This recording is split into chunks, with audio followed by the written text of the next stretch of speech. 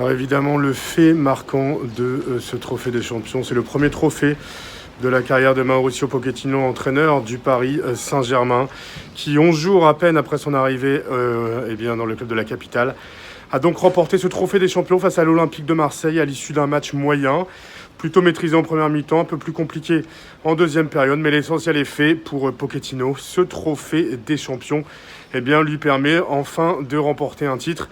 En tant qu'entraîneur, il n'avait pas réussi à le faire à l'Espagnol, à Southampton ou à Tottenham.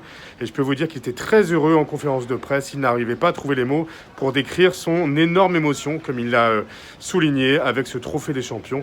Le premier pour Pochettino, le 10e de l'histoire du PSG et le 8e d'affilée. Un trophée qui vraiment est important pour le club de la capitale. Ce sont évidemment celles entre le défenseur marseillais Alvaro et Neymar, l'attaquant brésilien du Paris Saint-Germain.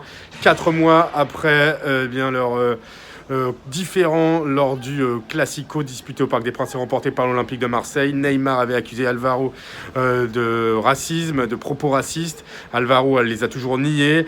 Ça avait été très tendu au Parc des Princes et ça l'a encore été ce soir au Stade Bollaert, puisque Neymar est entré à peu près à l'heure de jeu et Alvaro a réussi à le bousculer, à faire faute sur lui à au moins 3 reprises.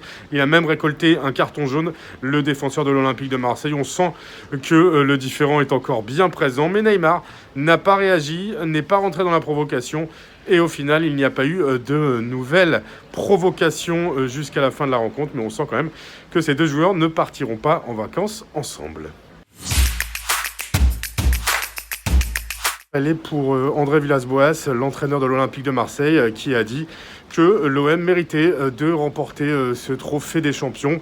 C'est une déclaration d'entraîneur qui n'engage que lui, puisque quand on regarde le match, surtout la première période des Marseillais quasiment inexistants, on peut se dire que le coach de l'OM est allé un peu vite en besogne pour déclarer que Marseille méritait de gagner. Alors oui, Marseille a montré un meilleur visage en deuxième mi-temps, mais c'était compliqué de faire pire que lors des 45 premières minutes. Marseille aurait pu revenir au score en fin de match quand Thauvin a eu une balle d'égalisation à la toute dernière seconde. Mais on ne peut pas non plus dire que l'OM méritait de remporter ce match dans une rencontre très moyenne qui n'a pas forcément fait une bonne publicité pour la Ligue 1. Marseille a été bon en deuxième période, mais pas au point de mériter cette victoire face au PSG.